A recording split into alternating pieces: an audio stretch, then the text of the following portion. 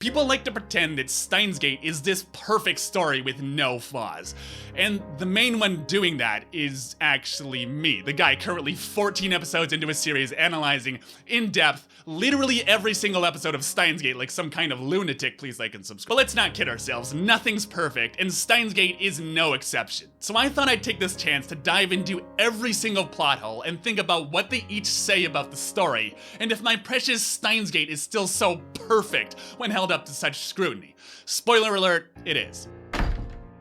001 Number 1, not a plot hole, but why aren't there two Okabes? The first reason why these plot holes don't really matter though is that most people don't even notice that they're plot holes. Despite how ludicrously popular Steins Gate is, I'm literally the only person, and believe me I checked, that's noticed half the plot holes on this list. And I guess that's because Steins Gate is just smarter than most people, because instead they notice things that aren't even plot holes. Like, a lot of people think Okabe not running into his past self when he goes back in the time machine a second time is a plot hole, and that there should be 3 Okabes. The original plus 1 for each time he used the time machine. This isn't a plot hole. The reason he doesn't run into himself is because it's a different world line created by their first trip. Only marginally different, but different nonetheless. So there are only 2 Okabes. 001 Or like, a lot of people think erasing the first D-mail shouldn't change the world line. This actually is a plot hole, but not for the reason everyone thinks it is. They think it's a plot hole because he didn't time travel or send a D-mail or anything, so why would the past change? Why would a reading Steiner activate? All he did was delete something in the present. And the answer is obvious when you think about it. He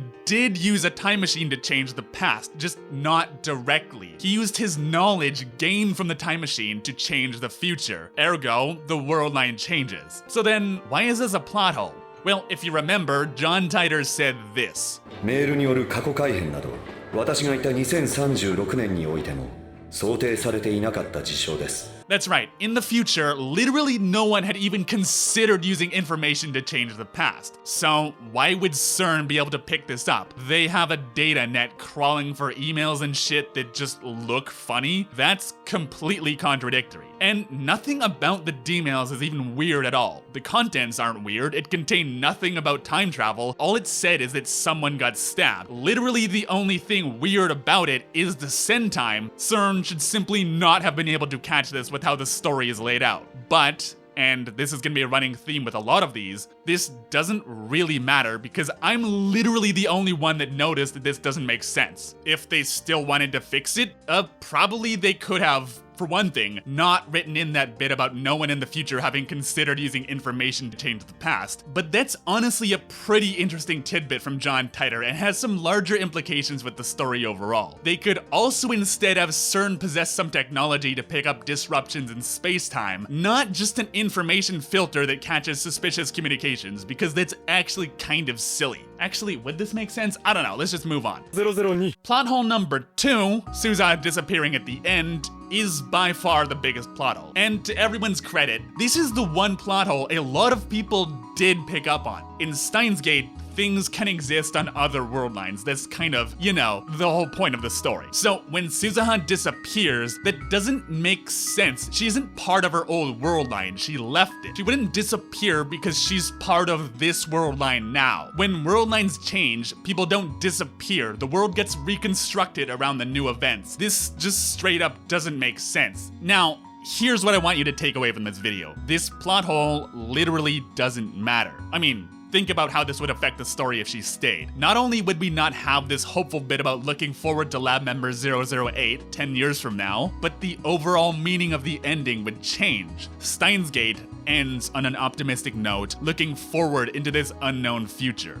And so having this time traveler there would be a kind of sour note in the ending, a constant reminder of what was, instead of this completely blank slate for them to write their own futures, unsullied by the hands of fate. But there is a simple way to remedy this. Have Suzuha go back to the past again. She recognizes that this time isn't somewhere she belongs, but she also recognizes that she equally does not belong in the future.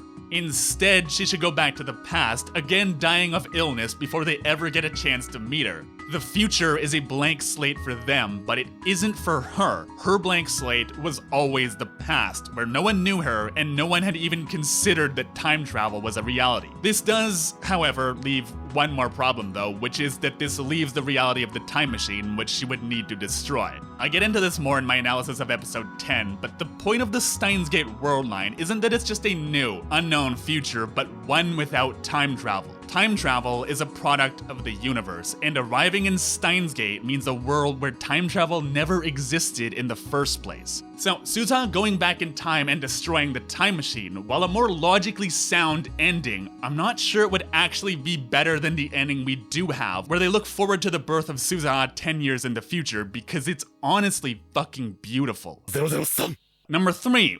Why did CERN have a T1 line to the lab? This doesn't make sense at all. Think about it. What would this even do? Let them spy on the lab? The only thing they would get from Daru's computer is knowledge of what the Future Gadget Laboratory is doing hacking into their servers, which they obviously wouldn't need if they knew about the hacking. And even if they did, they wouldn't need a T1 line. A few seconds of speed isn't going to change the information they get from this, and reverse spying on them can't possibly take up that much bandwidth. Now, literally the only thing this does is let the lab use the Large Hadron Collider so they can develop the time machine so CERN can take it later. But this doesn't make sense either, because in order for them to have done this, they'd have to have already completed their own time machine in the future, then gone back in time so they can help the Future Gadget Laboratory develop the time machine. Why would they do that? They already have a time machine. Not only would this risk introducing the butterfly effect, screwing something up and making it so they don't have a time machine in the future, they just literally would not need to do this, obviously, because they would already have a time machine. Apparently, the writers realized that this doesn't make sense, so in the Mr. Braun manga, it says that the line is for him, but this doesn't make sense either. He's not important. He's a random fuck-off grunt they're planning to execute when they're done with him. Why would they build a T1 line across 2 literal continents and an extremely large body of water to communicate with some random grunt?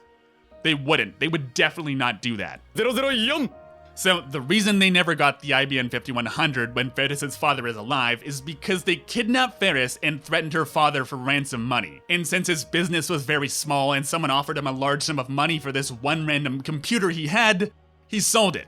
There's just one tiny little problem with this. フェイリスの家はここら辺の大地主だったんだにゃ。じゃあもしかして秋葉って。そういうことにゃ。Yeah, so I'm sorry, what? Your family basically owns Akiba, but you didn't have enough money to pay for this? How much could the ransom possibly have been? Probably not anywhere even close to $1 million, but even if it was, if this is true, $1 million is chump change to the family that literally owns a major district of Tokyo. This is a plot hole. And again, the reason these plot holes don't matter is obviously that literally no one but me even picked up on this. Yeah, sure, I guess it's a plot hole, but it's more of an oversight. They could have easily just written in that they specifically wanted his IBM computer rather than ransom money. This was probably done to disconnect the kidnappers from the people buying the computer, but I mean, it's such a trivial thing that it wouldn't really make a difference. Same with this one. 005だ When Suzuha goes to the past a second time, she refers to herself as Hashida Suzuha. Yeah, this is pretty minor, but she never learned who her father is in this world line. She should be going by Amane still. Obviously, just an oversight that was somehow never corrected when they adapted it for animation. I guess there's a lot of these. Before we move on to our last plot hole, I'd just like to insert a self-indulgent little reminder that if you like in-depth videos on Steins Gate, you'd be helping me out a lot by stepping on the like button. 006だ Okay, so this is something you'll only come across if you've played the visual novel, and it's not in the anime because, plot hole or not, it's easily the single worst part of the visual novel. Nai sees Mr. Braun kill himself in his house and then blames Okabe and Moeka, and then in the future time leaps like 5,000 times back to this moment so she can be the one to kill Moeka and then tell Okabe that she's gonna be the one to kill him in the future. First, I talked about this in my visual novel review, link in the description, but the reason this is changed in the anime is because Mr. Braun would literally never do this. His daughter is his whole world, and literally everything he does is to protect her and keep her safe. He would not kill himself anywhere his daughter could see. So that right there is a plot hole. Plot hole? Huh, apparently, yes, or maybe the dictionary has a lot of plot holes. So that's why in the anime, he drives them to an empty construction yard before blowing his brains out. Because that's just what he would do. That, and Nai turning into this twisted murderer, is completely out of tone with the rest of the story. It's just dark and edgy for the sake of being dark and edgy, and it's honestly just weird. As for why this is like a plot hole, thank you Merriam-Webster. 007 Okabe sees Nai time leaping, and then he comes into the lab and she's gone, as if her physical body just disappeared. Did it disappear? Reading Signer didn't activate, so the worldline didn't change. Where is she? This brings up so many questions. What, does she just time leap and then her conscious self is moving around the past and a second conscious self is just standing there having sent her brain to the past? What happens when her past catches up? Does her other self come back here and time leap? Also, 008 I'm pretty sure Nai doesn't have a cell phone. There aren't answers to these questions, and that's why in the anime, Okabe is the only one who time leaps, because as soon as you start trying to answer this, the story just completely falls apart. Unless Nai's body physically disappears, which doesn't fit with how this works, and in which case reading Steiner should activate anyway, there's two different things going on here at the same time. This doesn't mean time leaping and time travel in Steins Gate doesn't make sense though. What this means is that these questions should never ever be addressed. Remember Criticis's speech about what happens. 無数の世界線に別の私がいるかもしれない。その意志がつながって自分という存在があるのかもしれない。それって素敵だと思わない？ This is how this should go, not whatever the fuck this is. I'm gonna keep bringing this up in these videos, but the anime is better than the visual novel because it perfectly understands the story and what makes it so beautiful. It's the unknown that's beautiful. It's not infinite possibilities that gives this bit meaning. It's the unknown possibilities that do. It's that we have no idea what happens when he changes world lines, when he time leaps, that's meaningful. It's possibility itself that's meaningful. The future is unknown, full of possibilities, and that's way happier and way more beautiful than any material ending. I want to show you the ending to one of my favorite manga ever, Bill Watterson's Calvin and Hobbes, because it's beautiful for the exact same reason. Calvin and Hobbes wake up to a white world, one covered in the stillness and the beauty of fresh fallen snow, and they rejoice in the possibilities such a world brings. The literal possibilities, but the metaphorical ones too, as the world, like an empty page, is perfectly white, a completely blank slate for the future to be written. It's a magical world, Hobbes, old buddy.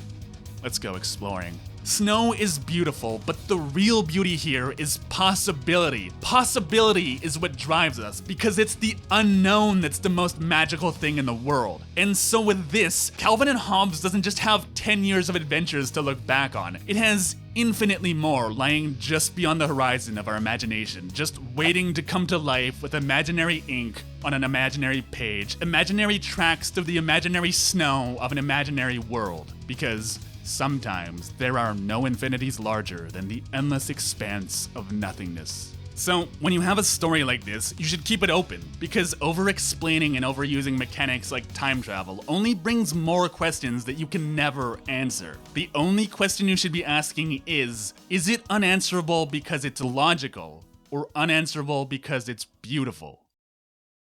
Sorry, I guess we got a little off track here. What did we learn from the alarmingly large number of plot holes in Steins Gate? We learned that not one of them makes a difference. So what if there's a bunch of plot holes if I'm literally the only person who noticed? So what if the ending doesn't make perfect sense if the ending we did get is the most beautiful, magical ending possible? Not one of these plot holes even a little bit detracts from the absolute perfect masterpiece that is Steins Gate. Because a story is not just what happens. A story isn't the sum of its parts. A story is something just a little bit more.